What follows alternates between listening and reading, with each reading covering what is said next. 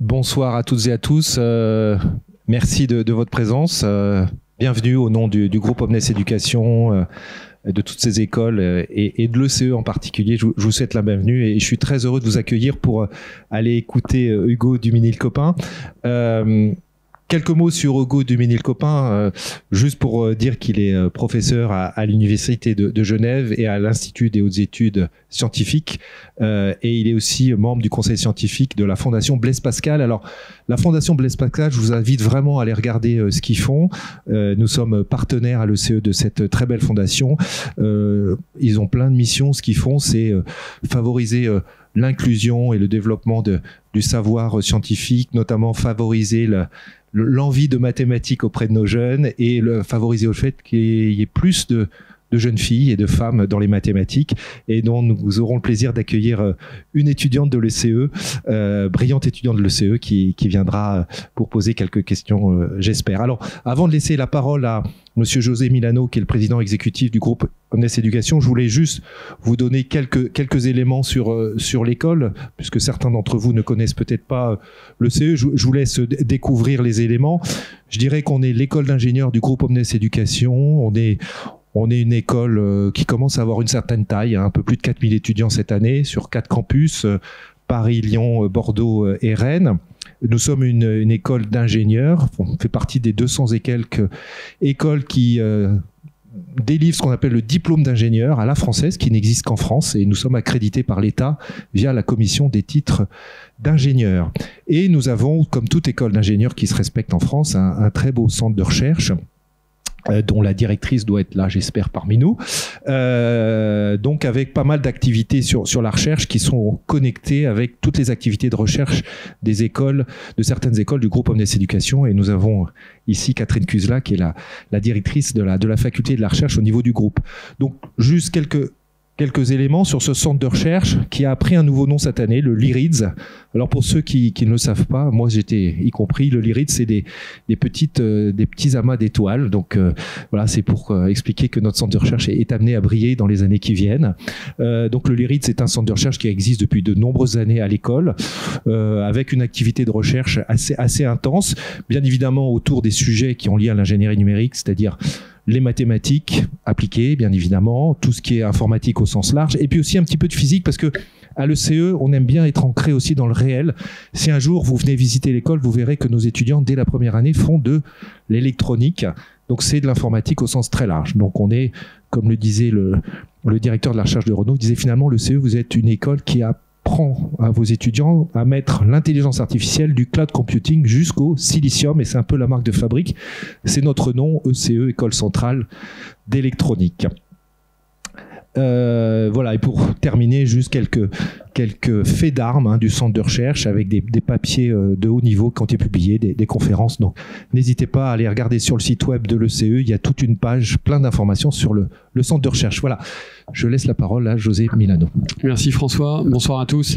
Mesdames et messieurs, chers amis, Monsieur le professeur, en tant que président, je suis ravi au nom du groupe de vous accueillir ce soir dans un de nos campus parisiens. Nous avons quelques collègues à Bordeaux et à Lyon qui suivent aussi cette conférence que vous allez nous donner. Nous sommes ici dans une des plus prestigieuses et anciennes écoles d'ingénieurs françaises, François l'a dit. Vous nous faites l'honneur d'être parmi nous ce soir. Cette école a plus de 100 ans, née en 1919 sous le nom d'École centrale de la TSF, Télégraphe sans fil. Alors, pour vous tous, c'était la radio de l'époque, on va dire. Elle s'est rapidement imposée, cette école, comme pionnière en formant les tout premiers opérateurs radio. Et puis, on a continué d'évoluer, de nous développer, comme l'a mentionné aujourd'hui François. Nous avons des étudiants qui, non seulement sont engagés dans des disciplines majeures comme le big data, les analytics ou la cybersécurité, mais nous avons de nombreux consortiums, partenariat avec des entreprises, avec la fonction publique aussi. Un certain nombre de représentants de l'armée sont aujourd'hui parmi nous, Orange, Capgemini, Microsoft aussi, et nous les saluons.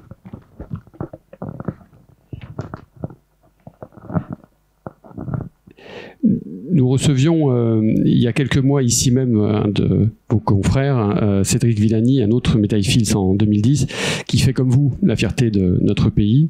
Il soulignait pour sa part que d'écrire et ordonner le monde, le structurer, sont 3 des actions qu'autorise la mathématique. Votre présence ce soir auprès de nous tous est également l'occasion de nous rappeler le rôle fondamental des mathématiques comme langage pour modéliser et comprendre le monde. Et cela vaut non seulement pour les profils d'ingénieurs, mais aussi pour tous les citoyens que nous sommes dans la vie courante. Combien de personnes maîtrisent des éléments aussi basiques et fondamentaux que le pourcentage, la règle de 3, qui sont ou qui devraient être bien utiles dans la vie de tous les jours. Il est pourtant urgent de remettre les sciences et les mathématiques au cœur de bon nombre des enjeux scientifiques, mais aussi des enjeux de société. Nous devons l'articuler avec une dimension éthique qui est indispensable aux prises de décisions politiques, économiques et sociétales qui, dans un monde complexe, sont de plus en plus nécessaires. Ceci est aussi extrêmement important pour le progrès auquel nous croyons toujours et évidemment au développement des sociétés démocratiques qui sont malheureusement aujourd'hui contestées en interne et aussi en externe. Les transitions numériques, évidemment, dans chacun de nos métiers, mais aussi environnementales, ont besoin des mathématiques également pour modéliser, simuler, prévoir. Le GIEC n'existerait pas sans les mathématiques, pas plus que les déploiements des énergies renouvelables ou l'optimisation des placements des éoliennes. Et j'arrête là cette longue liste de points d'application, de nécessité des mathématiques dans notre quotidien. Malheureusement, nous n'en sommes pas toujours tous conscients. Le décrochage des mathématiques est une préoccupation, évidemment, depuis le plus jeune âge, mais je pense qu'il y a aussi un effort à faire dans l'ensemble du corps social parce que nous ne pouvons pas attendre des dizaines d'années que les jeunes générations soient un peu mieux formées. Vous êtes très actif à la Fondation Blaise Pascal, évidemment, François l'a rappelé, c'est très important pour nous et je pense qu'il est temps maintenant de vous écouter. J'ai envie de reprendre cette citation de Corneille que nous connaissons tous, « Aux âmes bien nées, la valeur n'attend pas le nombre des années ». Vous nous impressionnez, monsieur le professeur.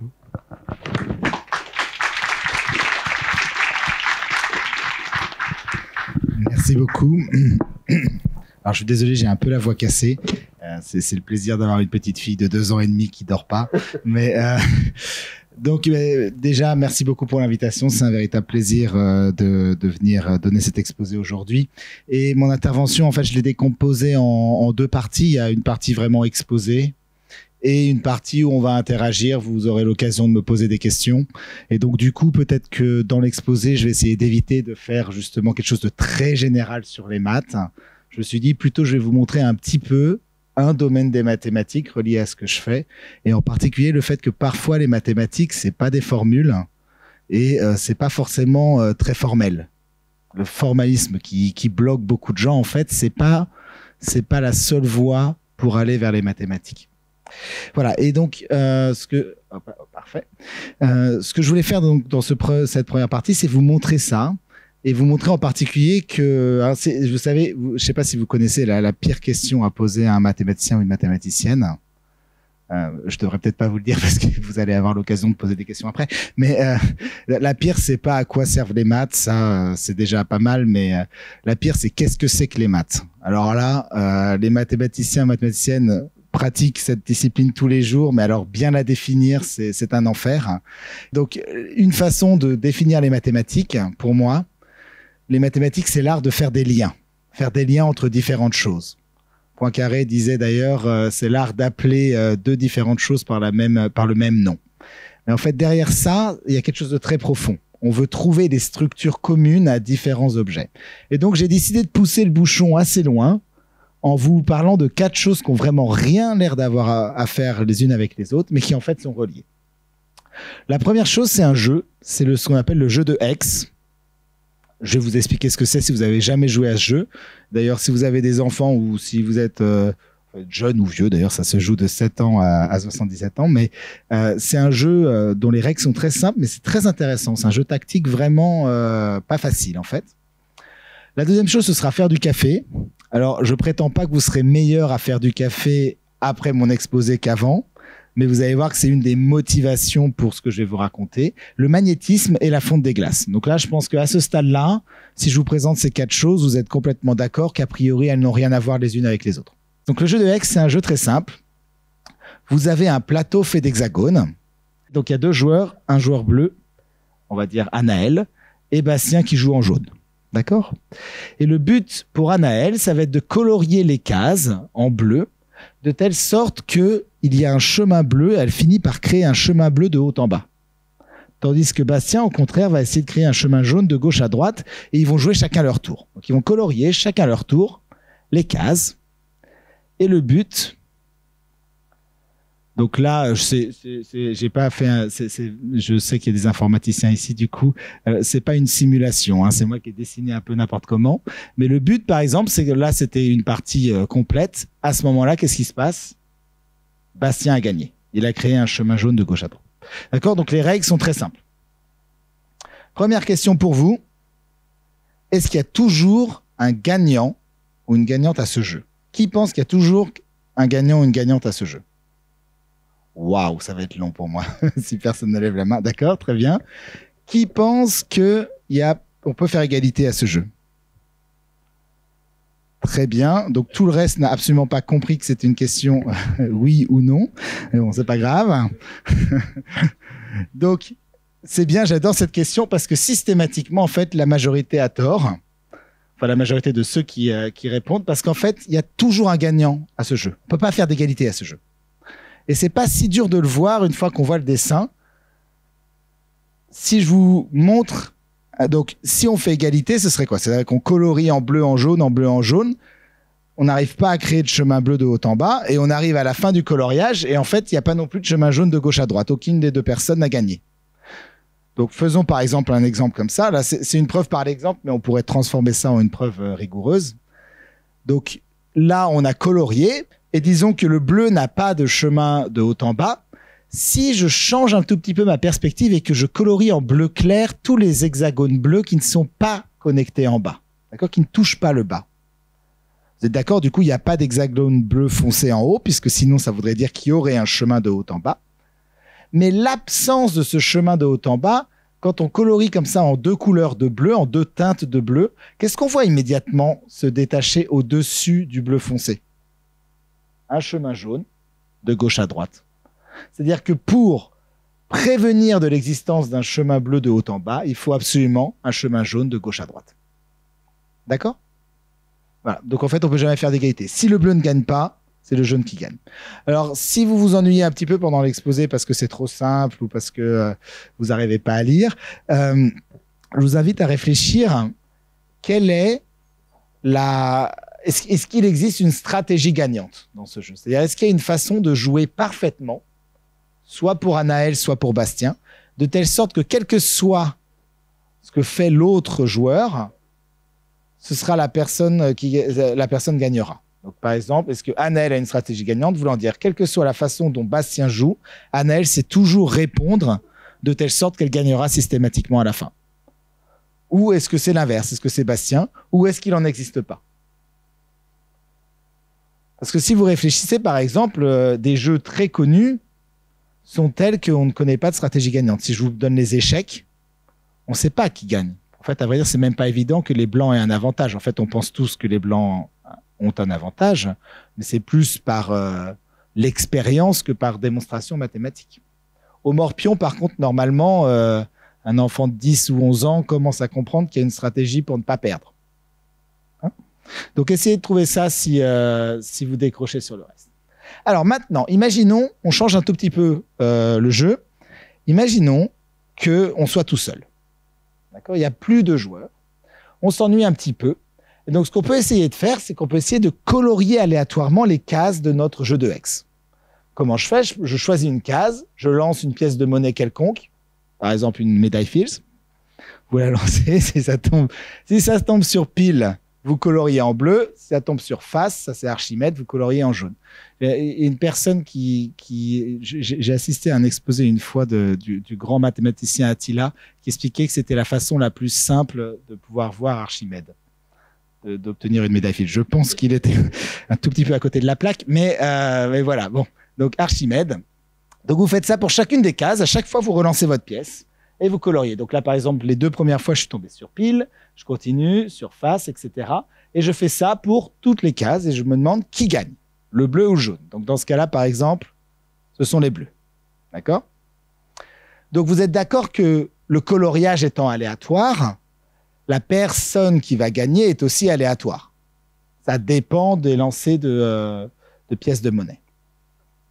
Ça ne dépend pas de l'ordre dans lequel on a choisi par contre les cases. Là, c'est plus du tout, il n'y a plus d'intelligence dans ce jeu. C'est vraiment, je colorie chacune des cases indépendamment. Donc là, la question, c'est plus qui va gagner, c'est quelle est la probabilité que, par exemple, les bleus gagnent.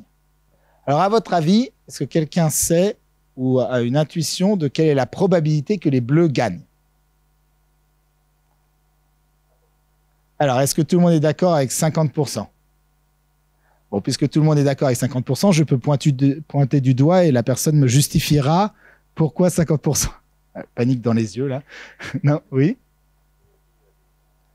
Ah oui, je suis tombé sur le seul qui savait. Enfin, non, peut-être pas le seul, mais habituellement, les gens ne savent pas. J'adore cette question parce que tout le monde pense 50-50. Mais quand il s'agit de justifier pourquoi 50-50, les choses en général deviennent plus compliquées. Donc, j'entends souvent la pièce de monnaie tombe 50-50 sur pile et face. Vous êtes d'accord que ça, ce serait clairement pas suffisant parce qu'on pourrait imaginer, par exemple, que le plateau de jeu soit juste cette colonne. C'est-à-dire que j'efface tous les autres hexagones. Pour que le bleu gagne, il faudrait que tous les hexagones soient bleus. Pour que le jaune gagne, il suffirait qu'un hexagone soit jaune. Donc là, on sent bien que c'est plus 50-50. Donc ce qu'a dit monsieur est tout à fait juste.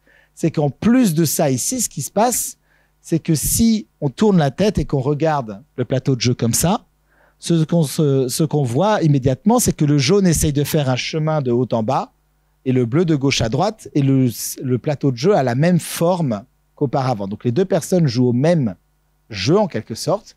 Il y a une symétrie dans le jeu. Et puisqu'il ne peut pas y avoir d'égalité, la probabilité de gagner pour le bleu plus la probabilité de gagner pour le jaune doit valoir 1, et les deux doivent être égales, donc ça fait 0,5, 50%. Parfait. Voilà, 50%. Et on passe du coup à la question d'après. Bon, ça a l'air facile. Qu'est-ce qui se passe du coup quand on change la forme du plateau de jeu?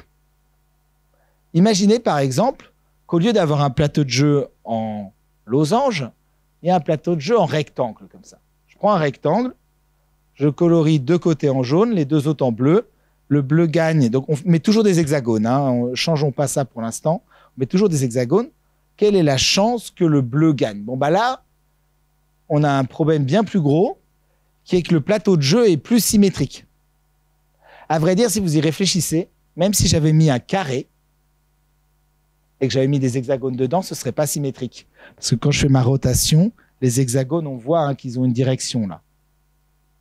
Comme ça, si je faisais une rotation par pi sur 2, ce serait comme ça. Donc même pour un carré, ce n'est pas évident comme question. Et vous pouvez imaginer la même question pour tous les plateaux de jeu. Plateau de jeu en forme de cœur, Mbappé, enfin tout ce que vous voulez. À chaque fois, quelle est la probabilité de gagner? Donc cette question, elle a été posée il y a très longtemps par quelqu'un qui s'appelait De Volson-Wood. C'était pas exactement pour ce modèle-là, mais c'était essentiellement la même question. Et donc en 1894, dans un journal qui s'appelle Journal of American Mathematical Monthly, il a posé la question, est-ce que quelqu'un peut calculer ses probabilités? C'est d'ailleurs quelque chose d'assez commun. Donc c'était un peu...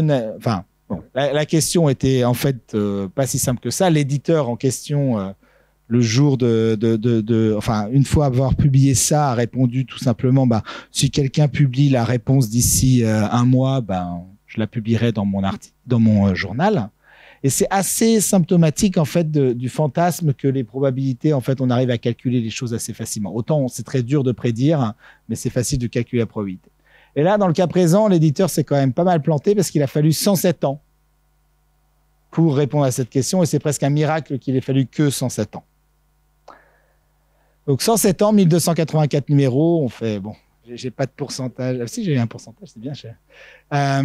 Et la réponse, alors j'espère vraiment qu'elle va être en gros parce que c'est ça. Voilà. Voilà. Fermez les portes, personne ne fuit.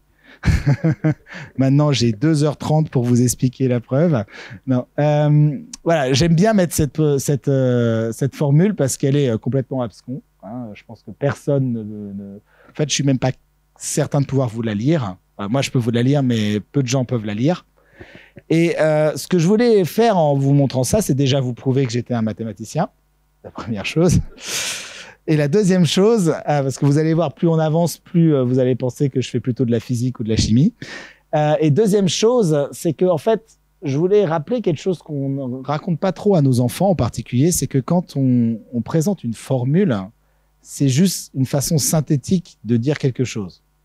Mais en fait, ce qui intéresse les gens, c'est ce qui se passe derrière. C'est l'histoire que raconte la formule. L'histoire que raconte la suite de symboles. Donc là, par exemple, il y a une histoire assez jolie. Alors, je ne dis pas qu'elle est évidente à comprendre, mais je vais vous la raconter quand même pour vous montrer que, en fait, il y a des symboles bizarres, il y a des fonctions hypergéométriques, des rayons conformes, etc., etc. Mais en fait, derrière tout ça, il y a une histoire qui est très, très simple. Et pour vous raconter cette histoire, il faut que je vous parle de ce qu'on appelle les fonctions, les applications conformes. Alors, qu'est-ce que c'est qu'une application conforme? Alors, je fais plus l'expérience parce que j'ai tiré avec une balle de foot la dernière fois et les gens ont paniqué totalement. Donc, alors, imaginez que j'ai une balle de foot. D'accord? Si je tire dedans, il va y avoir une translation. Vous êtes d'accord que les angles des coutures sont préservés par la translation? En fait, à vrai dire, probablement, la façon dont je vais tirer, elle va même y avoir une rotation. Les angles sont toujours les mêmes. Si j'avais même gonflé ce ballon, il aurait augmenté de taille, mais les angles seraient restés les mêmes. Et c'est vrai des angles de contour, mais c'est aussi vrai de n'importe quel angle que vous dessineriez sur ce ballon. Ces transformations, la translation, la rotation et l'homothétie, j'aimerais bien quand même pouvoir faire une homothétie sur la taille des... Mais ce sont des transformations, ce qu'on appelle conformes. Elles préservent les angles. Est-ce que vous en connaissez d'autres, des transformations conformes?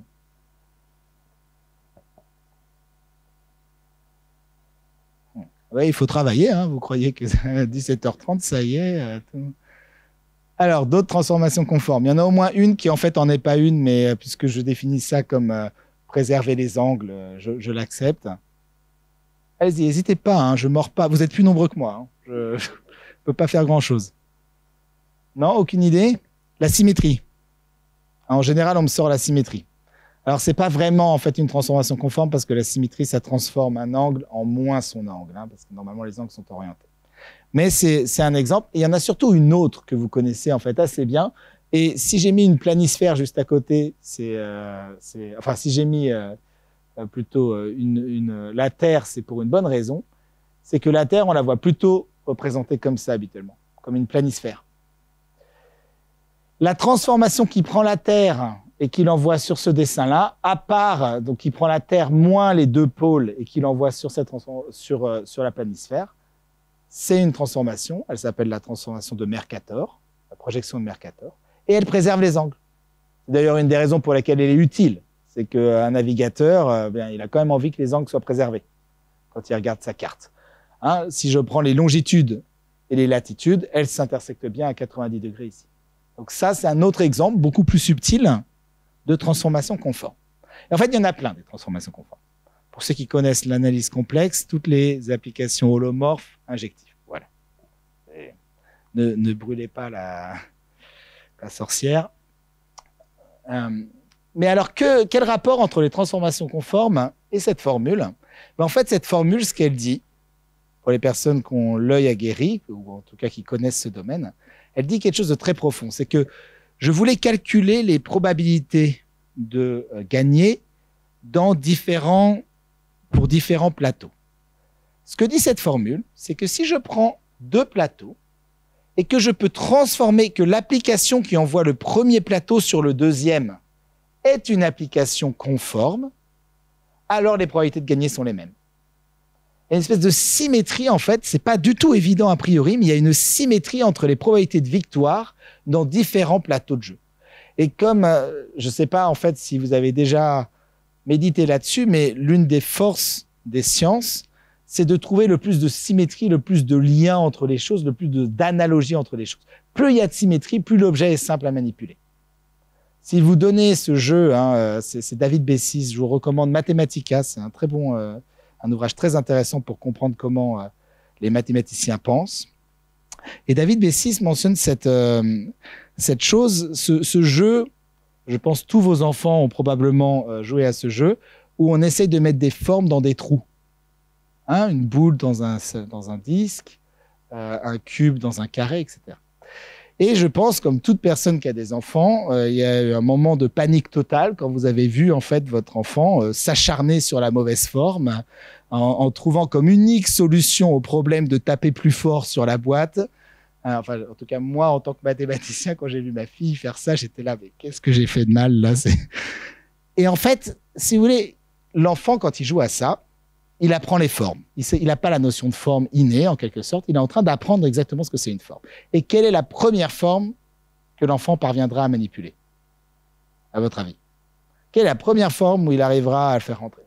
Ça va être la boule dans le cercle, dans le disque, toujours. Pourquoi? Parce qu'il y a beaucoup plus de symétrie. En quelque sorte, les mathématiciens, les physiciens, d'un certain point de vue, les informaticiens, tout le monde, en sciences, on essaye de découvrir le plus de symétrie possible dans nos modèles, dans nos problèmes, dans nos questions, parce que plus on a de symétrie, plus l'objet devient simple à manipuler. Et là, c'est un exemple typique. En fait, la force de cette formule, c'était pas tellement d'avoir une réponse d'un certain point de vue, on s'en moque.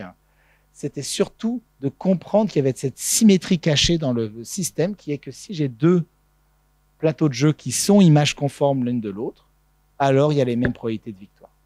D'accord? La personne qui a démontré ça a eu la médaille Fields, mais c'est pas moi. Voilà. C'était un piège.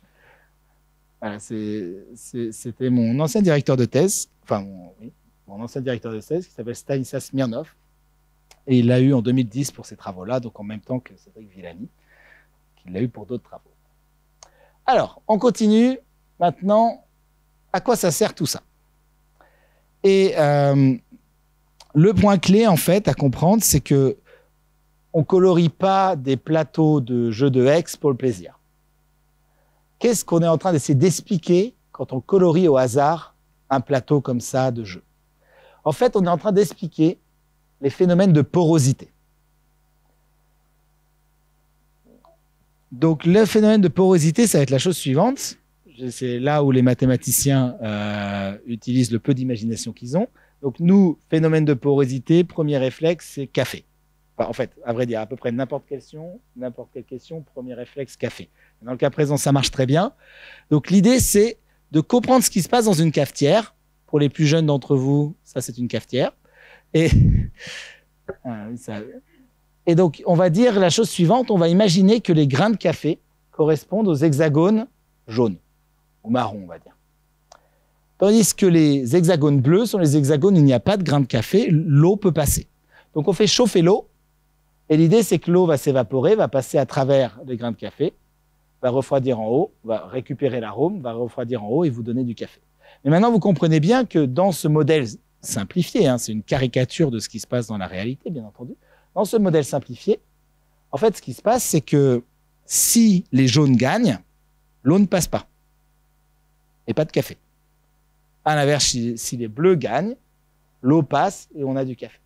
Donc tout l'enjeu, ça va être d'essayer de comprendre la porosité des matériaux à travers ce coloriage aléatoire, parce que vous pensez bien que je ne vais pas aller au microscope essayer de vérifier à chaque emplacement s'il y a un grain de café ou pas.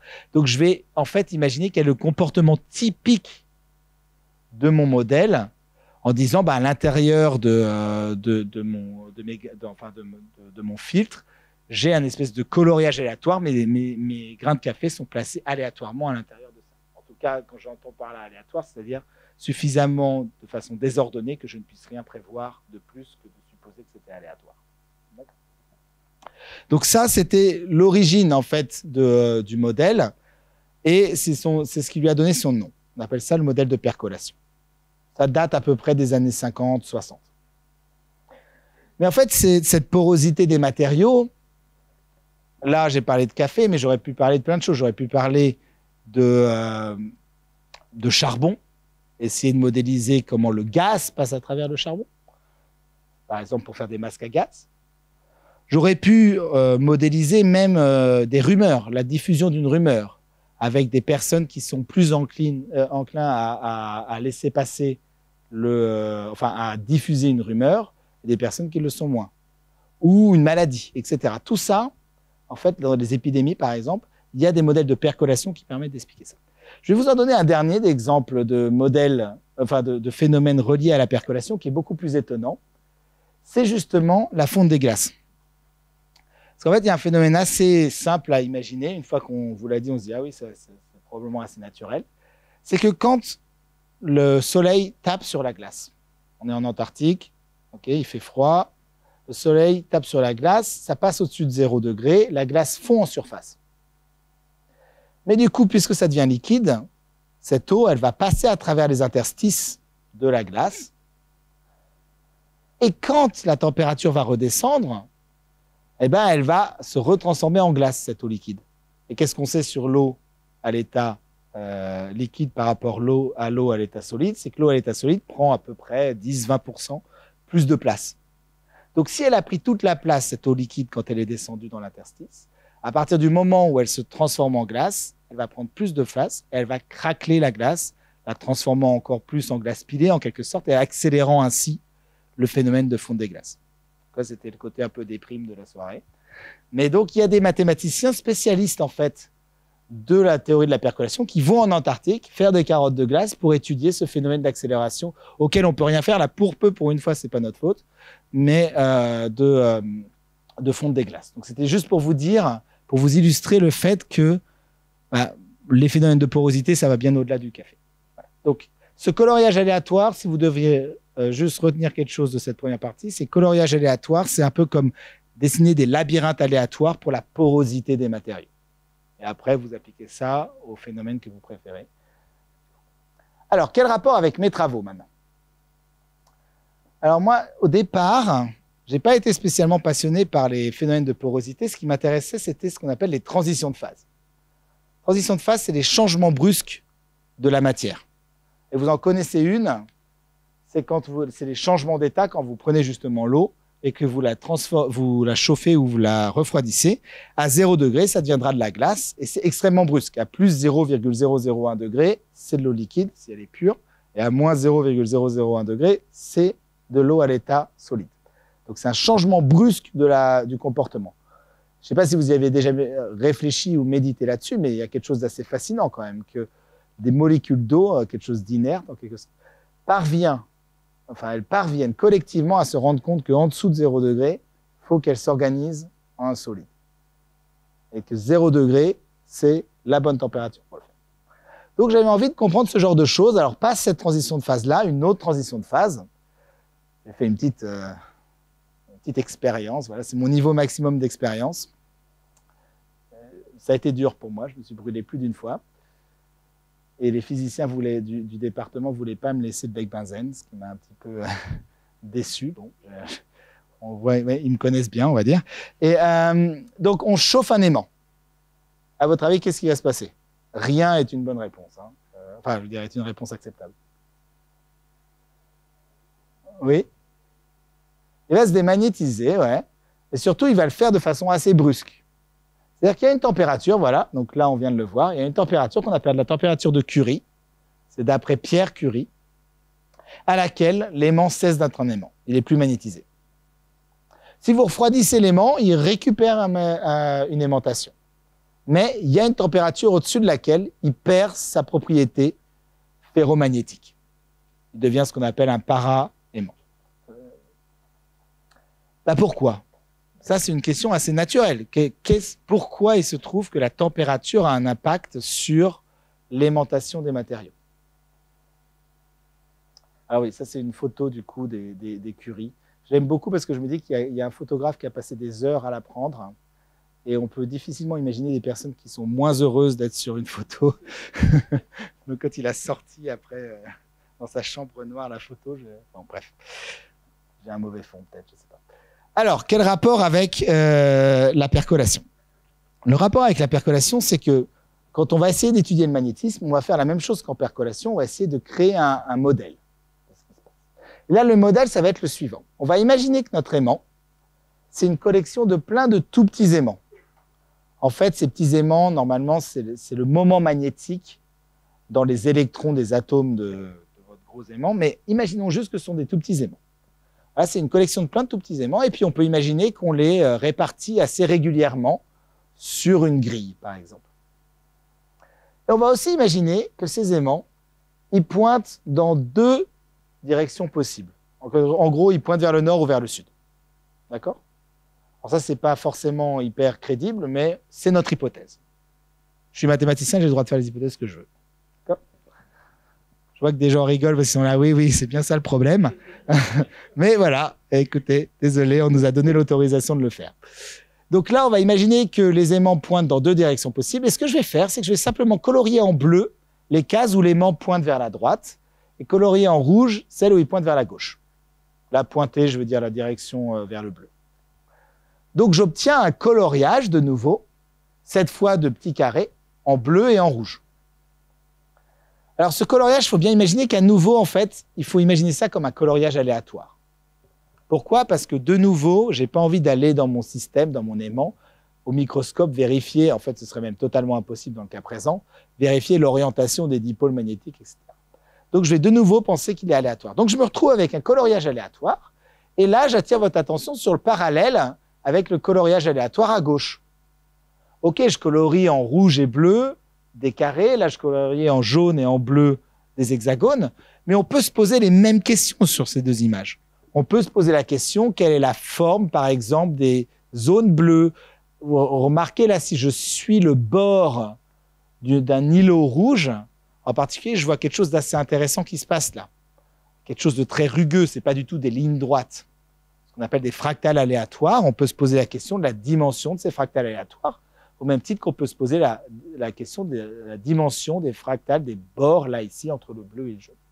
Et en fait, tout simplement, c'est très fructueux de penser ces deux modèles comme étant des modèles de percolation, en fait. À droite, je parlais de magnétisme. Il n'y a aucun rapport avec la porosité. Mais, vu comme ça, je peux imaginer, je peux me poser des questions de percolation sur cette image aléatoire générée à partir d'un modèle de magnétisme. Et ce qui se trouve, c'est que c'est très, très fructueux de faire ça. Ça a vraiment l'air la transition entre les deux systèmes ont vraiment l'air d'avoir... C'était une transition de phase. Tout s'est cassé la figure.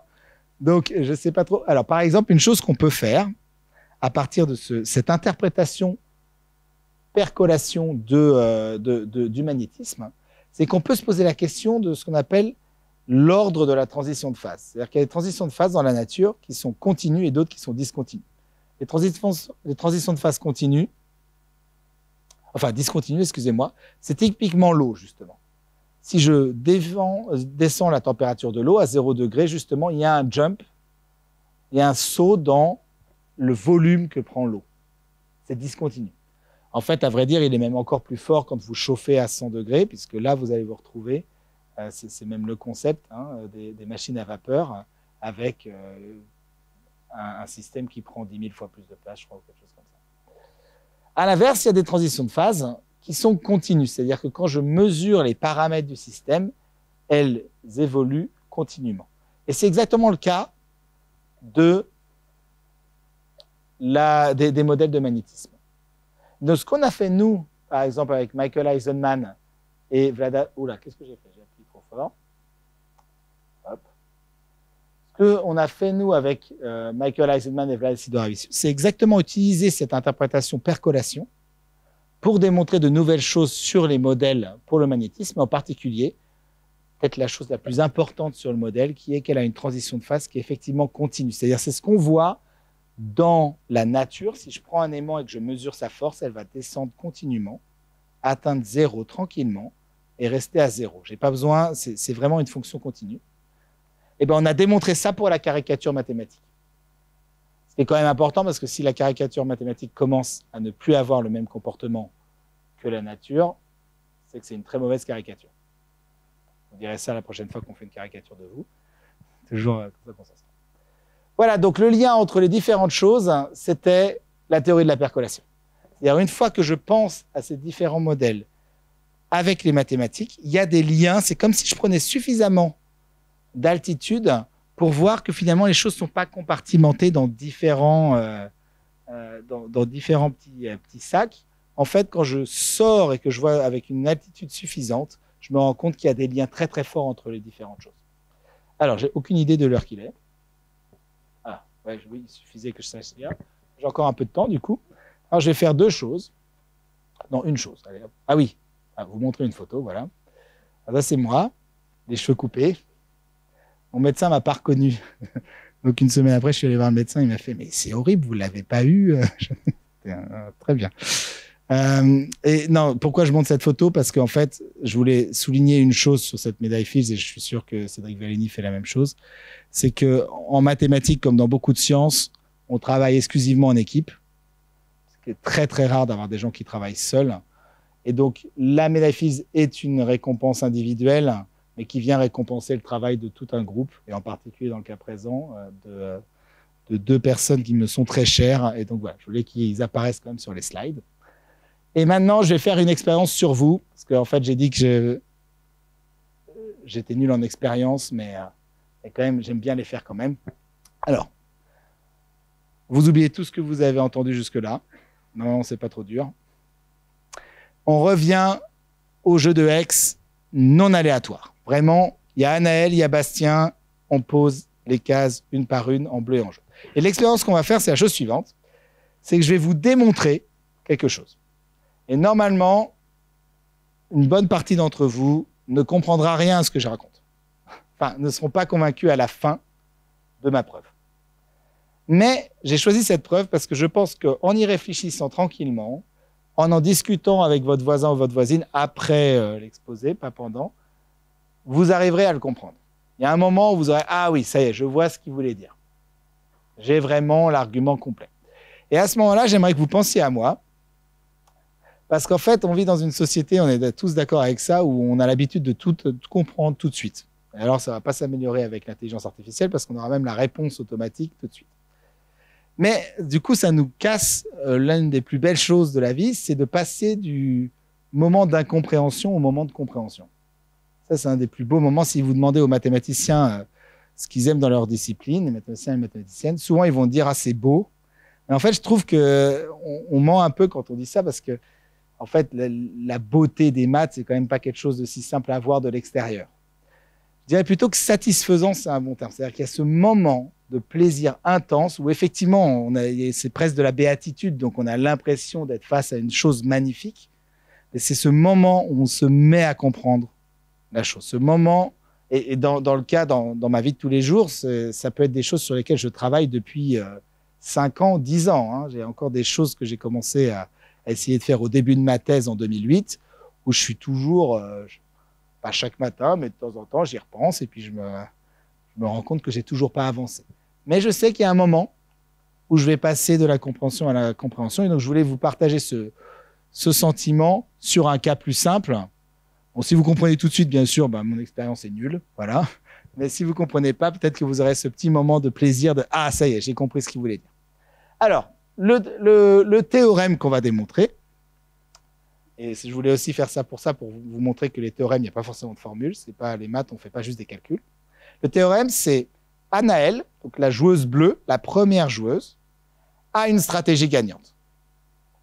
Il y a une façon pour Anaël de jouer parfaitement, de telle sorte que quel que soit, on peut mettre le meilleur ou la meilleure joueuse de Hex en deuxième, elle peut connaître tout ce qu'elle veut sur le jeu de Hex, elle ne parviendra pas à gagner tant que Anaël suit la stratégie gagnante. D'accord? Oui?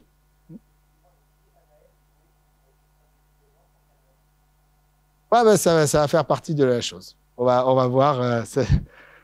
C'est une bonne question.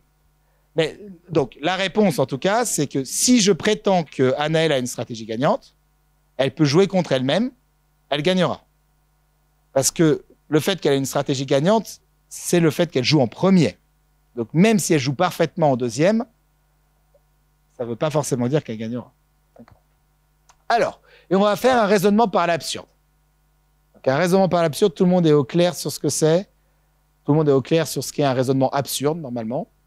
Et par l'absurde, c'est un tout petit peu différent. Donc, on suppose l'inverse de ce qu'on veut démontrer et on essaye d'aboutir à une contradiction. D'accord ? C'est basé sur quelque chose de pas si évident que ça. Hein, c'est le tiers exclu. Soit A est vrai, soit non A est vrai.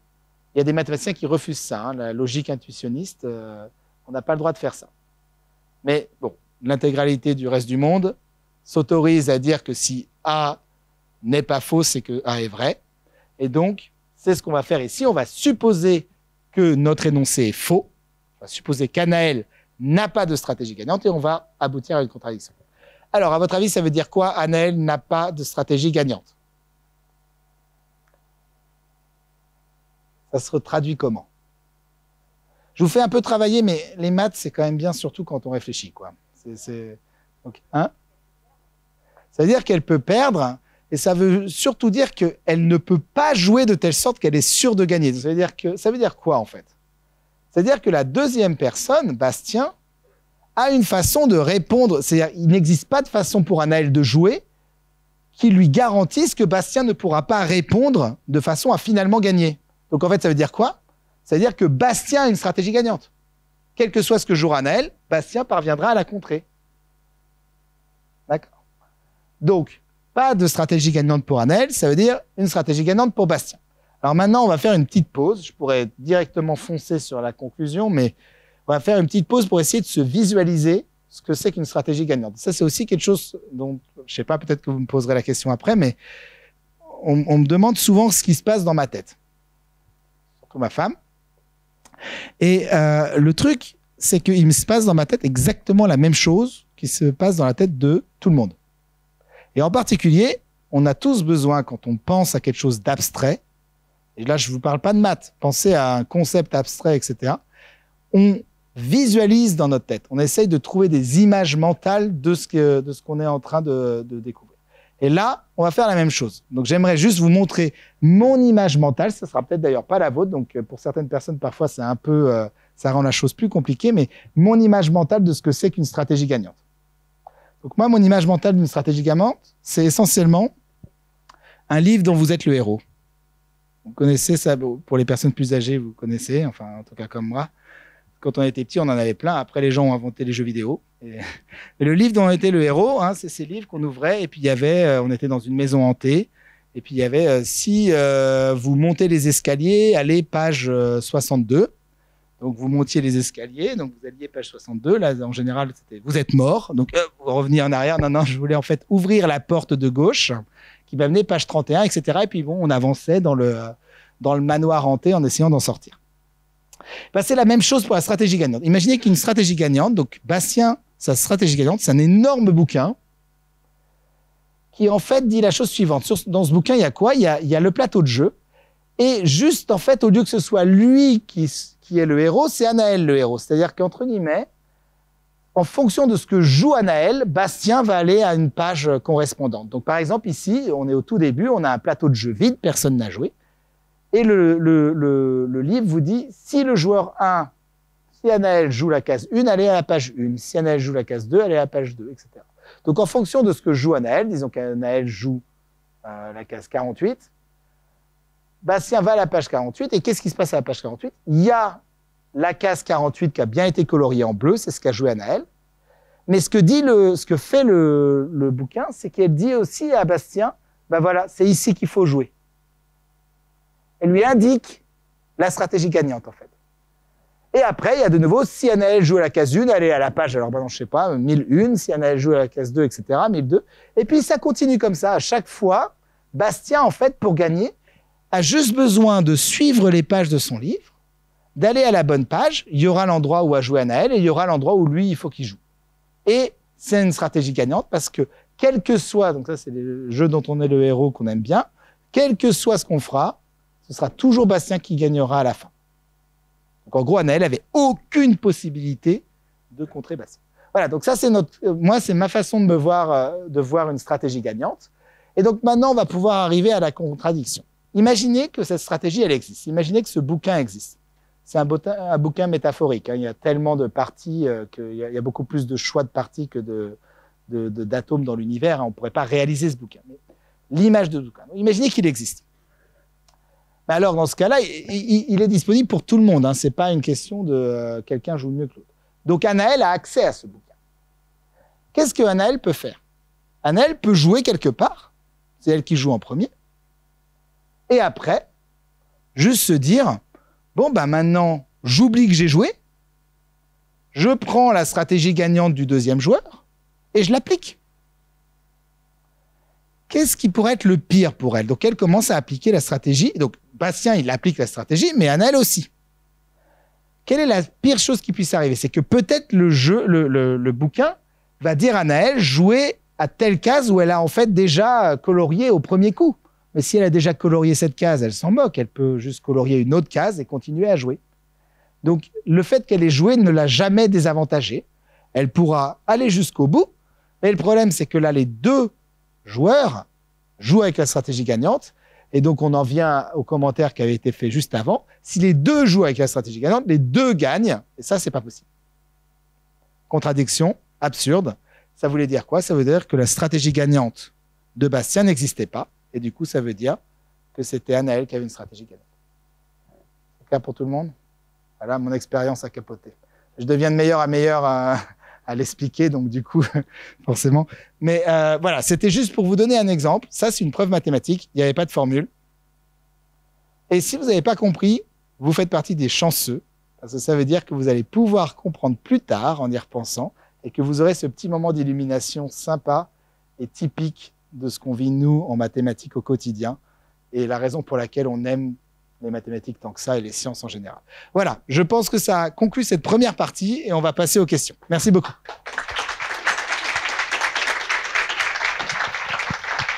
Vous voulez rester assis? Ouais, on peut hop là. Mais merci infiniment pour cette conférence. Donc on a un petit moment d'échange. Donc bien évidemment on va prendre les questions dans la salle. Mais je voulais juste présenter Myriam Kias, qui est élève ingénieure à l'ECE. Alors pour être plus précis, elle est en 4e année. Donc l'année prochaine, elle va encore à l'ECE, et puis à la fin de l'année prochaine, elle sera une diplômée ingénieure de l'ECE. Elle m'a autorisé à dire quelle spécialité elle suivait. C'est la majeure système d'information, et elle va s'orienter vers le big data l'année prochaine. Et évidemment, dans la data, il y a besoin de mathématiques. Et donc, honneur aux femmes. Je crois que la Fondation Blaise Pascal travaille beaucoup au fait que de plus en plus de femmes embrassent les carrières scientifiques en général. Donc, je pense que c'est voilà, ça paraît assez naturel de lui donner la possibilité de poser la première question à Hugo Dumigny-le-Copain. Alors, je suis très ravie d'être ici et d'avoir l'honneur de vous parler aujourd'hui. J'ai beaucoup apprécié votre présentation et ça m'a rappelé à quel point j'aime énormément les mathématiques. Parce que c'est vrai que il y a 4 ans, au lieu de réviser pour mon bac, je me rappelle, je restais jusqu'à 2h du matin à essayer de comprendre l'algèbre, les homéomorphismes, les corps et tout. Et tout ce qu'a fait aussi Évariste Galois en 20 ans d'existence. Oui. Et aussi, je me rappelle avoir vu votre TED Talk où vous parlez de comment les gens voient les mathématiques en général et comment vous voyez les mathématiques. Et je me rappelle, vous avez dit que pour vous, les mathématiques, c'est quelque chose d'intime, de social et de créatif. Et c'est vrai que j'avais du mal à comprendre cette partie créative. Donc, ma question pour vous serait comment vous percevez le rôle de la créativité dans votre propre travail et dans le domaine des mathématiques en général? Oui, alors effectivement, j'aime bien tordre le cou à certains stéréotypes. Et le premier, c'est que on a tendance, en quelque sorte, à penser que les mathématiques, c'est une suite de déduction logique. Et il y a de ça, mais c'est très réducteur. On voit bien les calculs, et puis en fait, on imagine que c'est la même chose quand on fait de la géométrie, quand on fait etc. On a théorème, ensuite on en déduit quelque chose, ça nous donne une nouvelle chose qu'on peut en mettre dans un autre théorème, etc. Mais en fait, on oublie quand on fait ça toute la beauté de l'architecture de la preuve, l'architecture du problème. C'est-à-dire que en venir à imaginer qu'il faut prendre tel ou tel chemin, ça c'est quelque chose de très créatif. Ce serait un petit peu comme l'architecte qui essaie de créer un nouveau quartier, même pas une maison, un quartier. Il faut imaginer comment les choses vont s'agencer, comment elles vont pouvoir apporter des choses positives, au contraire peut-être limiter les choses négatives, etc., etc. Et toute cette partie-là, elle est extrêmement imaginative. En fait. Donc c'est, je pense, parce qu'on a tendance à réduire les mathématiques à un aspect calculatoire, la règle de 3, les choses comme ça, qu'on en oublie finalement tout le bienfait de cette partie créative qui, à mon avis, en fait, toucherait beaucoup plus les jeunes. Parce que beaucoup de gens se détournent des mathématiques parce qu'ils ne voient pas ce côté créatif. Et du coup, dès qu'on fait quelque chose de créatif, on voit très rapidement qu'il faut des émotions. Parce que c'est le levier principal pour être imaginatif. Il faut aimer les choses, en aimer moins d'autres. Il faut avoir peut-être de la frustration, de la fierté, etc. Et donc, toutes ces choses-là, je trouve, donnent une dimension différente aux mathématiques que les gens ne voient pas forcément, ou en tout cas qui n'est pas forcément véhiculée dans l'image collective. Merci beaucoup. On a une question. Est-ce qu'on a un étudiant pour donner le micro ou pas? Oui, là, devant au premier rang, une question, s'il vous plaît. Oui, bonjour. Merci d'abord pour cette passionnante exposé. Merci aussi, bien sûr, à François Stéphan et à José Milano pour avoir organisé cela. Moi, je m'appelle Dan Deville et je dirige un cabinet de recrutement. Et très accessoirement, sinon principalement, je représente aussi la direction des ressources humaines de l'armée de terre avec mes 2 camarades qui sont à côté de moi. La symétrie, c'est important pour nous. En même temps, je me posais une question en vous voyant agir, en vous voyant poser tous ces problèmes. Est-ce que toute cette symétrie, toutes vos superbes théories, sont-elles applicables aussi aux relations humaines? Puis-je profiter de votre expertise et de votre savoir pour mettre ça en pratique dans le cadre du recrutement que je fais au quotidien? Est-ce que c'est applicable ou est-ce que vous pensez, allez, je me fais un petit plaisir, est-ce que vous pensez que c'est trop compliqué et trop complexe? Oui, alors il y a quelque chose de très profond dans la question, effectivement, qui est les mathématiciens tentent de trouver les liens entre les choses, de se faire émerger des principes unifiants, mais il y a plein de problèmes qui ont une complexité telle qu'on ne les voit pas aujourd'hui. Et en fait, plus on s'éloigne en particulier des sciences dures, je ne sais pas si vous avez déjà réfléchi à ça, mais l'une des raisons pour lesquelles la physique est si puissante, c'est que en fait, elle dit relativement peu. J'aime beaucoup les physiciens et j'aurais aimé être physicien, à vrai dire, mais dans le sens qu'elle se pose la question de choses assez concrètes. La position des points d'une molécule ou d'un atome ou d'une planète, peut-être la vélocité, mais finalement, on résume le monde à quelques quantités. On arrive déjà à dire des choses absolument magnifiques. Ça ne retire rien à la beauté de la physique. Au contraire, je trouve, c'est la force de la physique d'avoir su se restreindre à ces choses-là. Maintenant, dès qu'on s'éloigne, dès qu'on va un pas plus loin, si on arrive vers la biologie, par exemple, on commence à avoir toute la complexité du vivant. Quand on arrive aux sciences humaines, on a toute la complexité du comportement humain en plus. Et en fait, à ce stade-là, on se rend compte qu'effectivement, les mathématiques sont assez peu efficaces pour prédire les choses. Donc, déjà, les mathématiques ne se trompent pas. Ça, c'est la première chose. C'est-à-dire, ne blâmez pas les mathématiciens pour la crise financière de 2008 ou pour ceci, cela. En fait, le problème, il vient pas des mathématiques elles-mêmes, il vient de la mathématisation du réel. Comment on modélise le réel? Et ça, c'est une question extrêmement compliquée, et c'est une question qui échappe même au pouvoir cognitif des mathématiciens et des mathématiciennes. C'est-à-dire, nous, ce qu'on sait faire, c'est qu'une fois qu'on a traduit le problème en langage mathématique, on peut commencer à se poser la question. Donc, dans votre cas, en fait, la vraie difficulté, ça va être comment on modélise, comment on mathématise ça, comment on quantifie le problème en question. Et là, quels sont les paramètres importants, pas importants, etc. Je me rappelle juste d'une citation de quelqu'un, d'un biologiste, qui mentionnait le fait qu'à un moment dans l'évolution, il s'est trouvé que certains organismes ont commencé à s'accrocher à des rochers. Comment on aurait pu deviner que ça allait être un paramètre crucial pour le développement futur de la vie sur Terre? C'est-à-dire, on perçoit immédiatement la complexité finalement de ces choses-là. Donc des fois, ça fonctionne quand même parce qu'on arrive à trouver des modèles approximatifs, on arrive à quantifier, on tombe essentiellement sur les bonnes choses, et donc on peut dire des choses intéressantes, mais ce sera toujours, la difficulté viendra toujours de cette quantification du réel. Alors là, dans votre cas, je ne me permettrai pas de vous dire quels sont les bons paramètres, j'en ai absolument aucune idée. Merci. Est-ce qu'on a une autre question? On a une question là-bas, s'il vous plaît, au fond à gauche. Là, non, plutôt, oui, plutôt là-bas. Ouais. On vous oublie pas. On vous oublie pas, il y a une autre question là-bas aussi. Bonjour, Maxime Berriot, je suis en dernière année en cybersécurité et j'aimerais revenir sur la question sur le recrutement. Il me semble, alors il y a quelques années, avoir lu, ne me demandez pas où, j'en sais rien, mais que des mathématiciens essayaient de modéliser les comportements en société avec, via le dilemme du prisonnier, qui doit vous parler. Est-ce que vous pensez qu'un jour on pourra l'appliquer à des domaines comme le recrutement ou pas?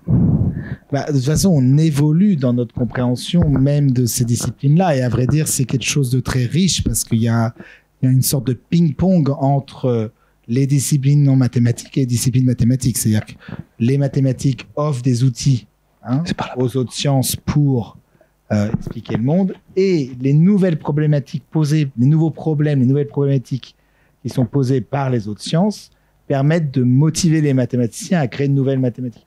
Donc, effectivement, je pense que la physique a été pendant un très long moment vraiment la science motrice de ce point de vue-là vis-à-vis des mathématiques, celle qui tirait les mathématiques et qui, pour lesquelles il y avait un échange très fécond entre les deux. Je ne sais pas si l'un tirait l'autre, mais en tout cas, ça allait de concours. Aujourd'hui, on est dans un monde où je pense que la biologie et les sciences humaines vont remplacer, d'un certain point de vue, les sciences médicales, etc., vont pas remplacer, mais venir se joindre à la physique pour offrir de nouveaux enjeux et de nouvelles problématiques aux mathématiques. Et j'espère qu'on arrivera à y répondre. Ça, c'est pas pour moi. Merci. On a une question au fond de la salle, s'il vous plaît. Oui, bonjour. Je vais poser une question. Elle est un peu tarte à la crème qui va être sur l'intelligence artificielle. Mais pour dire chose simplement, que ce soit du recrutement ou de la physique ou autre, ou du big data, aujourd'hui, l'intelligence artificielle sert à résoudre des problèmes qu'on se pose. Donc, est-ce que en recrutant Madame X, elle va arriver à être secrétaire générale de l'entreprise que je dirige? Donc, c'est très compliqué parce qu'il y a des facteurs humains, mais grosso modo, c'est un problème que je sais poser ou comment expliquer, comment calculer le nombre d'étoiles qu'il y a dans toutes les galaxies. Donc, les problèmes vont être très complexes, mais on se les pose. Ma question, c'est est-ce qu'un jour, on aura une intelligence artificielle qui elle-même posera des problèmes au-delà de ce que l'intelligence humaine sait faire? En d'autres termes, est-ce qu'on imagine une intelligence artificielle qui va faire des conjectures auxquelles on n'a même pas pensé, en espérant qu'elle arrive à les prouver après? Donc vous voyez, c'est pas résoudre ce que tous dans la salle on arriverait à faire si on travaille ensemble, mais en fait arriver à un niveau de problème que moi, avec mon petit cerveau humain, j'arrive même pas à imaginer. Oui, alors je suis très content parce que pour une fois, on m'a pas posé une question sur l'intelligence artificielle qui est essentiellement dans combien d'années vous pensez que vous ne servirez plus à rien. Donc je suis content. Et plus les gens sont jeunes, plus ils sont violents là-dessus. Alors est-ce que vous pensez que l'année prochaine vous serez encore utile? Non, merci. Il avait 6 ans.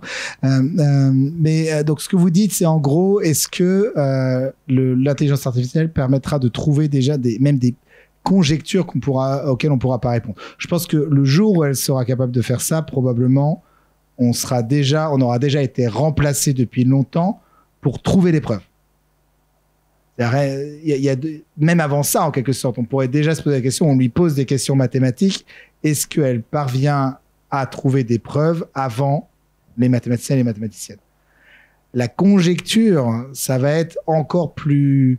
Enfin, des conjectures qu'on ne pourrait pas même comprendre, ça requiert vraiment une capacité de compréhension encore un niveau au-dessus. En fait, c'est plus dur, moi, je trouve, de faire une conjecture que de répondre, une bonne conjecture, que de répondre à un problème. C'est un vrai talent de poser les bonnes questions. Et ça demande un vrai savoir.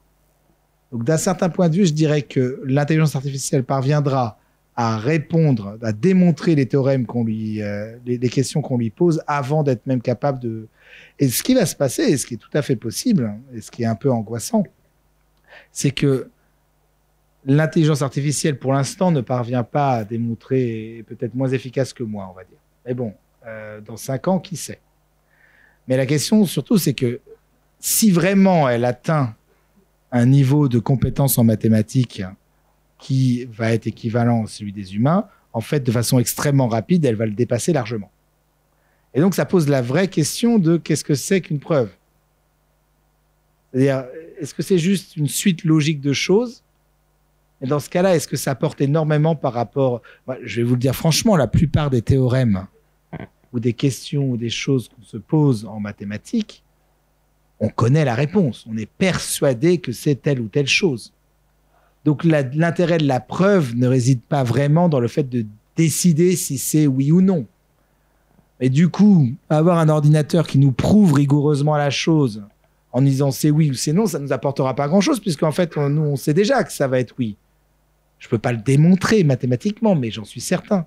J'ai très peu de problèmes pour lesquels je ne sais pas que ça va être oui ou non, quoi. Je ne sais pas que ça va être l'une ou l'autre des solutions. Donc, ce que j'essaie de dire de façon très mal dite et très mal formulée probablement, c'est que au fond du fond, pour moi en tout cas, l'intérêt de la preuve mathématique, c'est dans la compréhension humaine de cette preuve. Et donc, quand on nous demande si l'intelligence artificielle va nous remplacer ou va être capable de poser des questions auxquelles on ne peut même pas imaginer répondre, dans ce cas-là, ce sera plus des mathématiques en quelque sorte. L'intérêt des mathématiques, c'est l'expérience humaine de compréhension de la preuve, du problème, etc. C'est d'ailleurs l'intérêt des mathématiques dans l'histoire de l'humanité, c'est d'avoir développé en quelque sorte, à côté du langage, à côté de plein d'autres choses, en concordance, d'avoir développé l'esprit humain et les capacités cognitives de l'humain. Mais du coup, si un ordinateur nous bat à ça, ok, mais ça ne nous apprendra pas. Est-ce que les gens ont arrêté de jouer aux échecs parce que maintenant les ordinateurs battent à plat de couture n'importe quel... Non, ils continuent à jouer aux échecs et ça a toujours autant d'intérêt qu'avant en fait. Ce sera la même chose pour les mathématiques. Alors avant de reprendre une question de la salle, je voulais poser une question qui est posée par un enseignant-chercheur de l'école qui s'appelle Walid Moali. Il se trouve qu'il n'est pas dans la salle parce qu'il est à San Francisco et il accompagne nos étudiants pour un programme qui s'appelle Art and Tech où ils vont mélanger de l'art et puis de la technologie. C'est un peu ce que vous disiez, la créativité. Alors, il m'a transmis une question. Alors, il est un peu physicien dans l'âme, un peu comme moi. Donc, et je sais que vous avez pas mal de points de vue sur la physique. Alors, je lis sa question qui est un petit peu longue. Alors, Galilée écrivait, et il a prouvé plus que quiconque, la nature est écrite en langage mathématique. Alors, pourtant, pour un élève ingénieur, à l'ECE en particulier, les mathématiques, finalement, sont enseignées en cours de mathématiques et les physiques sont enseignées en cours de physique. C'est comme ça que ça fonctionne, en tout cas, dans notre école.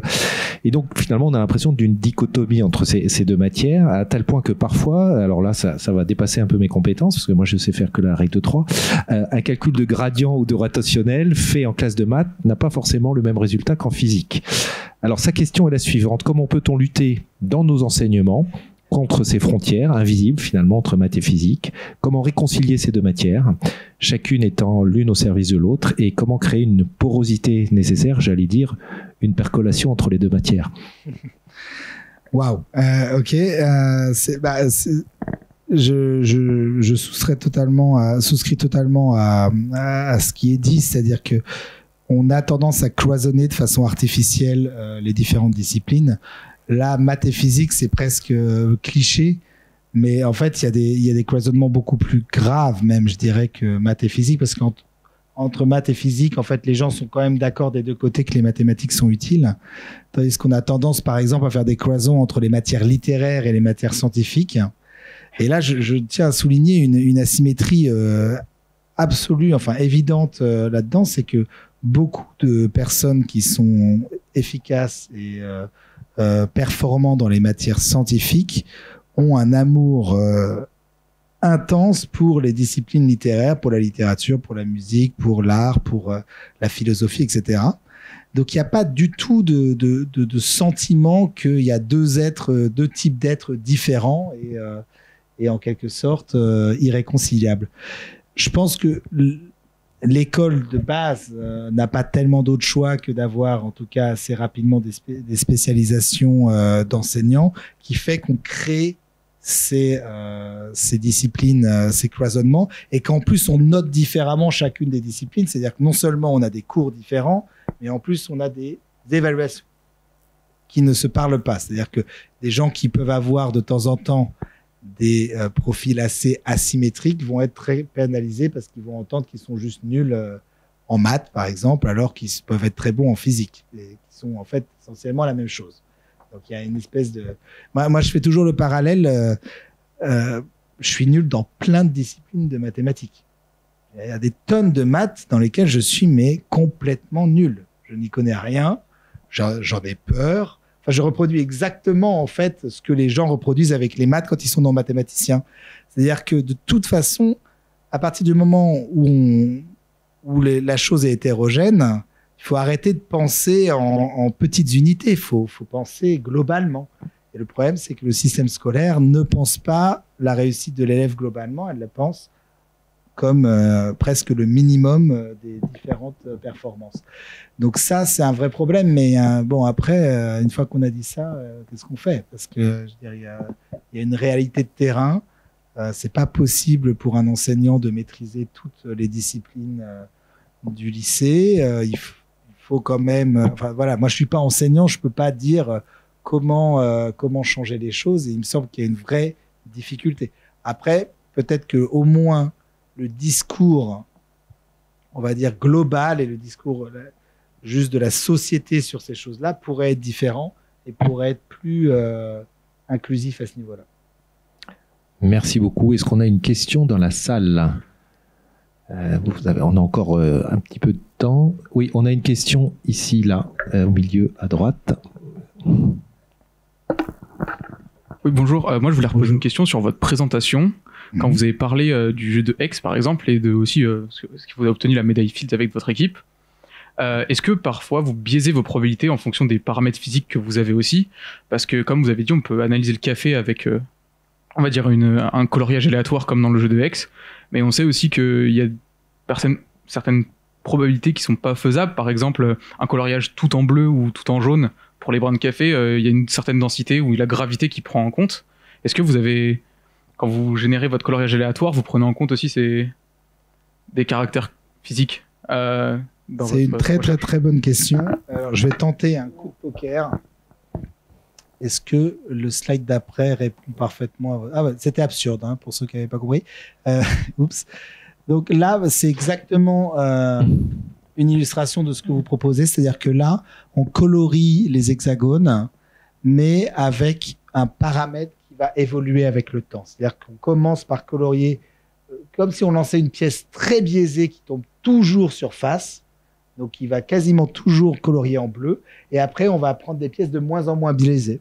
Et là, donc ça, c'est la première simulation. Et si je vous montre la deuxième, vous allez voir, en fait, donc c'est la même chose. De nouveau, on fait varier le paramètre, si vous voulez, la probabilité d'être jaune. On l'a fait varier. Et là, comme vous pouvez voir, à gauche, vous voyez les petits hexagones très jaunes. C'est ceux qui sont connectés à gauche. Et vous allez vous rendre compte qu'il y a quelque chose d'assez intéressant qui va se passer. C'est que pour l'instant, vous êtes d'accord, c'est un matériau qui est très peu poreux. Bon, j'ai inversé bleu et jaune. Et puis là, très vite, vous vous rendez compte, quand le paramètre varie, on est peut-être entre P égale 0,5 et P égale 0,51. On est passé d'un moment où il y avait quasiment pas de chemin jaune à un moment où, au contraire, on percole très bien.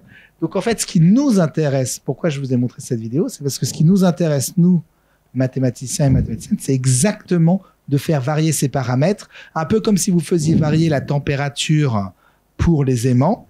Ici, par exemple, on peut faire varier la densité de votre matériau, et on va étudier exactement comment ça se passe quand la densité évolue, et au moment de la transition de phase, au moment du changement brusque de comportement. En fait, ce qu'on va voir arriver, et c'est l'une des choses pour laquelle je suis tombé amoureux de ce domaine, c'est des fractales, en fait. Les fractales aléatoires, ces espèces de chemins très rugueux, et c'est ce qu'on essaye d'étudier. Donc, vraiment, vous avez entièrement raison. On va faire varier le paramètre en fonction de notre système. Merci. Est-ce qu'on a encore une question dans la salle? Oui, devant.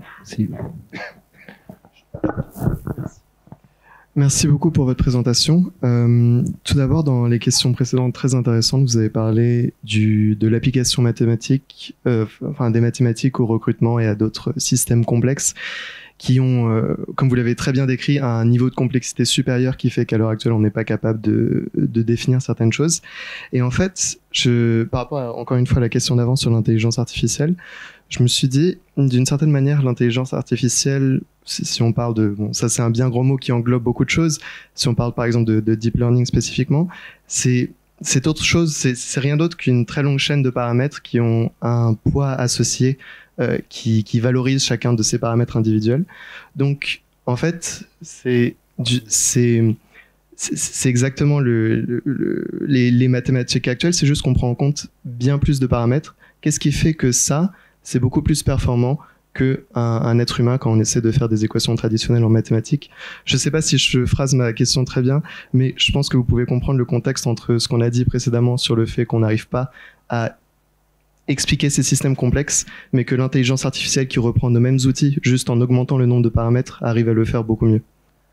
Oui, donc si je comprends bien la question, c'est pourquoi je suis aussi inefficace. Mais non, mais alors, c'est en fait, d'un certain point de vue, l'intelligence artificielle essaie de faire quelque chose de différent de ce qu'on essaye de faire.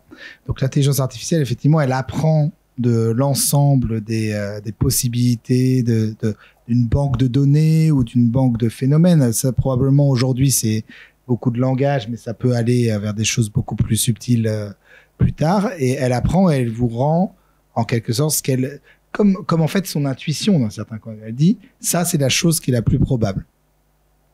Et effectivement, en fait, essentiellement, dans la vie, les choses sont relativement simples, elles se répètent, en fait. Donc, du coup, les choses qui ont le plus de chances d'arriver se répètent le plus souvent. Donc, quand on apprend sur ces choses-là, l'intelligence artificielle va se retrouver naturellement amenée à vous produire la bonne réponse. Donc, de ce point de vue-là, elle sera toujours beaucoup plus efficace qu'un humain, parce que l'humain n'a pas cette force de calcul, d'apprendre autant. À vrai dire, je devrais peut-être moduler. On est extrêmement fort à reproduire les bonnes choses. Si vous regardez, par exemple, on marche. Et si je reprends justement l'exemple des enfants, on se rend compte quand on a un enfant que c'est pas du tout évident de marcher. Hein, il y a quelque chose d'assez magique au niveau de l'équilibre, au niveau de tout ça.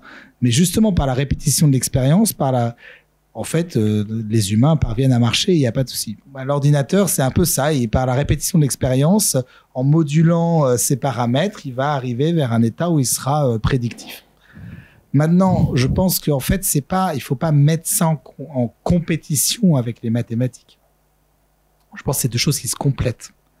C'est-à-dire que les mathématiques vont offrir des outils à l'intelligence artificielle dans les années à venir pour justement avoir peut-être des façons de s'améliorer qui seront plus efficaces, au même titre que nous, les mathématiques nous ont offert des façons d'appréhender le monde différentes et plus efficaces que si on ne les avait pas. Donc aujourd'hui, par exemple, les systèmes, vous avez mentionné le deep learning, c'est assez trivial sans être négatif, mais c'est assez trivial d'un point de vue mathématique. En fait, ce sont des modèles mathématiques très simples. Donc les mathématiques, dans l'avenir, probablement seront amenées à offrir des opportunités, des façons d'appréhender le monde et d'apprendre pour les ordinateurs qui seront plus efficaces et qui feront que les ordinateurs deviendront encore plus efficaces dans leurs modèles prédictifs, etc., etc. Et de nouveau, donc ça c'est la première chose. Et la deuxième chose, c'est que ça n'enlèvera pas, quelle que soit l'intelligence artificielle qu'on développera, ça n'enlève pas qu'on a un besoin en tant qu'humain de développer nos propriétés cognitives et que les mathématiques, au même titre que la philosophie, que l'histoire, que le langage, etc., nous apportent des outils pour améliorer nos capacités cognitives. Et ça fait partie d'un certain point de vue, c'est ce qu'on voit, c'est pour ça qu'on enseigne autant à l'école. Merci. S'il n'y a pas d'autres questions. Alors, on a encore une question, puis après, alors deux petites questions, et puis je voulais que Myriam Cass peut-être pose la dernière question. Donc, 2 questions dans la salle et une question pour Myriam Cass. Alors moi, ce serait une question un peu plus philosophique sur les maths. C'est est-ce que Pythagore a inventé ou découvert son théorème? Autrement dit, est-ce que c'est l'homme qui a créé les mathématiques, ou est-ce que les mathématiques étaient là avant l'homme?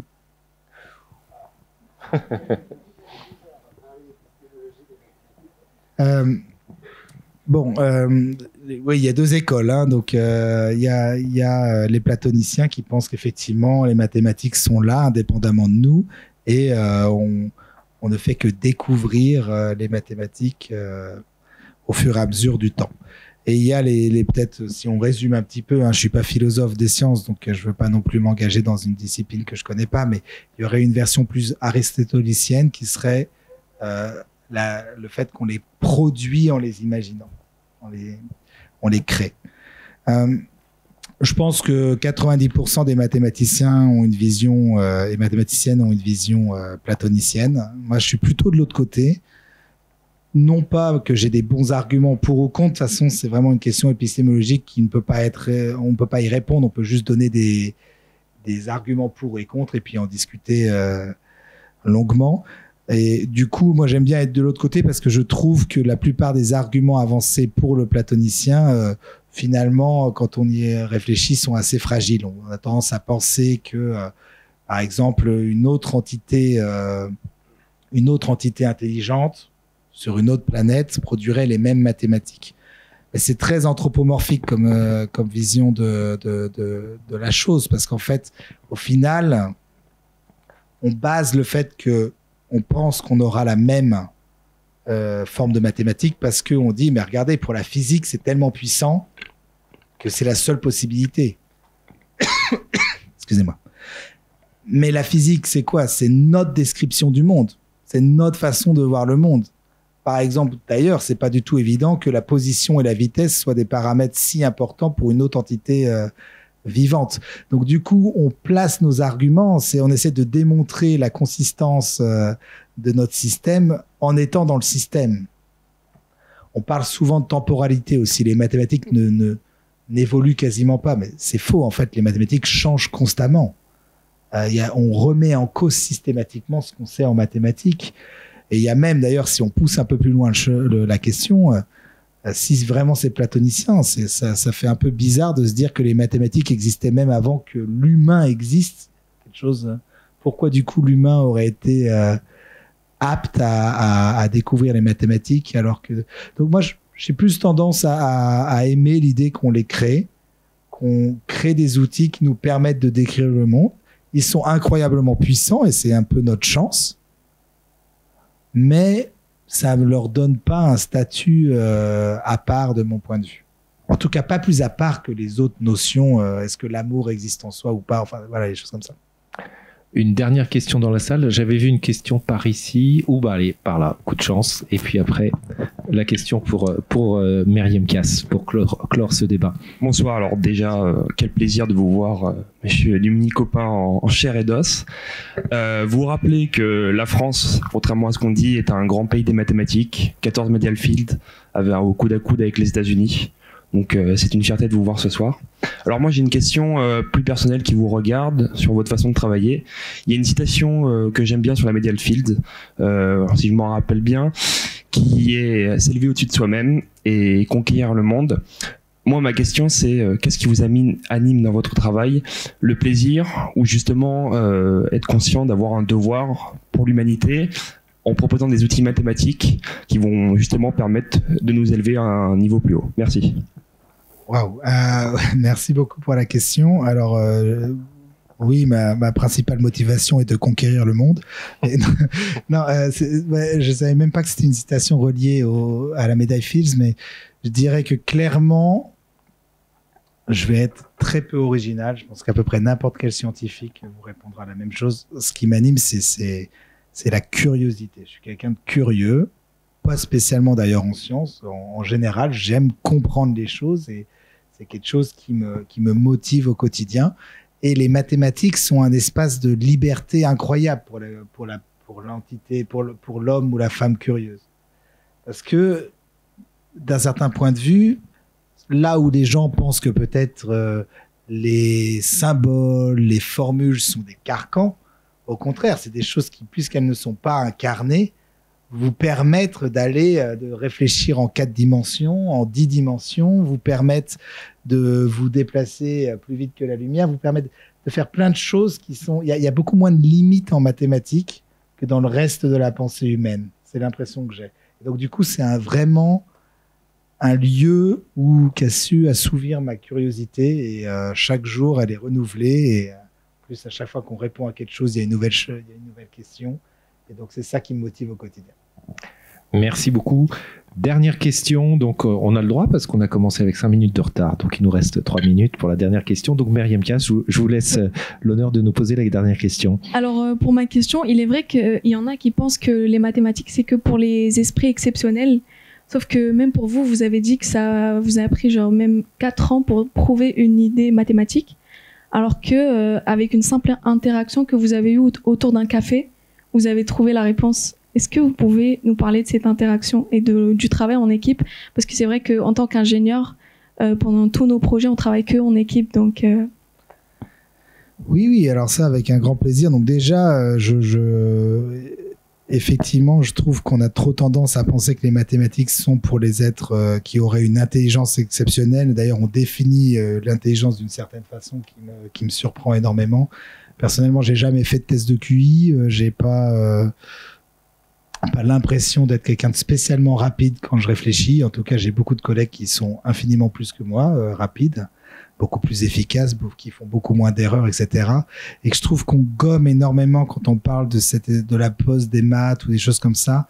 On gomme énormément la diversité de l'intelligence et l'hétérogénéité de l'intelligence des gens. Donc ça, c'est la première chose. Et pourquoi je dis ça? Parce que ça va rebondir sur le travail en groupe. À partir du moment où on estime qu'il n'y a pas une forme d'intelligence et puis une échelle unidimensionnelle où on se range sur cette échelle à un certain niveau en fonction de notre intelligence mathématique ou quelque chose comme ça. Dès qu'on estime que c'est quelque chose de multidimensionnel, que quelqu'un va peut-être être plus lent, mais va être plus au niveau émotionnel, va avoir peut-être plus de capacité, plus de patience, qu'une autre personne va être quelqu'un avec plus d'endurance, etc., que à l'intérieur de la créativité, justement, certaines personnes vont aller plus loin dans une direction, d'autres vont avoir plus de capacité de représentation, etc. Dès qu'on pense que c'est multidimensionnel, ça devient totalement évident qu'il y a un intérêt à avoir plusieurs personnes parlant les unes avec les autres. Et s'il y a bien une chose dont je suis certain, c'est que dans un groupe, la totalité est plus que la somme des parties. C'est-à-dire que vraiment, on n'additionne pas juste les compétences, on démultiplie l'intelligence collective du groupe. Et il y a très très peu, je pense que je dois avoir écrit je sais pas très loin de 100 articles, j'en ai 2 que j'ai écrits seul. Et c'est possiblement les 2 moins bons, je pense. parce que bon, on m'a demandé de le faire parce qu'il fallait que je le fasse, mais c'était toutes les idées intelligentes, toutes les idées intéressantes, elles sont toujours sorties d'une interaction avec d'autres personnes qui avaient des sensibilités différentes, une expérience différente, des visions différentes. Et non seulement c'est pas juste que chacun vient de temps en temps avec des idées, mais c'est en plus présenter l'idée à quelqu'un d'autre. C'est la meilleure façon de l'améliorer. C'est-à-dire que la personne va l'interpréter différemment, va la comprendre différemment, va rebondir dessus, etc., etc. Et donc, par exemple, la chose auquel vous faites référence, c'était un problème. Il y avait un théorème qui était démontré dans les années 80, avant même que les 2 protagonistes en question soient nés. Et c'était un théorème très compliqué. C'était vraiment un passage obligé dans n'importe quel cours, quoi. C'était le théorème de Pythagore de la percolation, quoi. On n'avait pas le choix, il fallait passer par ce théorème. Des 5 heures pour le présenter, un enfer absolu. Et un jour, je prends un café avec justement la personne qui était à gauche sur la photo, Vincent Tassion, peut-être mon plus proche collaborateur. Et il me parle d'une idée qu'il a eue. Et cette idée, il me dit, voilà, je sais pas trop quoi en faire, je l'ai eu avec un collègue, mais on essaie de démontrer ça. Et en toute honnêteté, franchement, le problème qu'ils essayaient de démontrer était pas super intéressant. En tout cas, moi, je le trouvais pas super intéressant. Bien sûr, eux le trouvaient intéressant, c'est bien là où on voit la subjectivité de la chose, mais j'étais pas passionné par le problème. Sauf que l'idée qu'il a présentée, j'étais, mais c'est marrant parce que en fait, il y a quelques années, j'ai essayé de faire quelque chose. J'avais aucune idée comment faire, mais là, ce que tu viens de me dire, j'ai l'impression que ça fait fonctionner la chose. Et je lui explique ça. Et là, il me fait... alors lui, très clairement, c'était l'opposé. C'est-à-dire que le problème que j'essayais de faire 3 ans avant, ça ne l'intéressait pas du tout, très clairement. Mais par contre, en fait, en appliquant son idée à ce nouveau problème, je lui ai donné juste une teinte un tout petit peu différente. Juste une ampleur un tout petit peu différente. C'est pas que c'était mieux, c'était juste différent. Et là, d'un coup, il a fait, mais c'est incroyable, en fait, cette idée. Ça nous permet de démontrer le théorème dont je parlais, là, le Pythagore de la percolation, le théorème. Regarde, c'est évident. Et puis, 5 lignes plus loin, on avait la preuve du théorème, alors que c'était 40 pages de calcul imbitable avant. Et en fait, cet enchaînement d'idées, je suis absolument certain à 100% qu'aucun de nous l'aurait eu individuellement. Il n'y avait aucune chance qu'on ait cette chose. C'était vraiment un produit des deux esprits, des deux sensibilités ensemble. Bah écoutez, je crois qu'on peut remercier, applaudir Hugo Dumigny-Le-Copain. Merci beaucoup.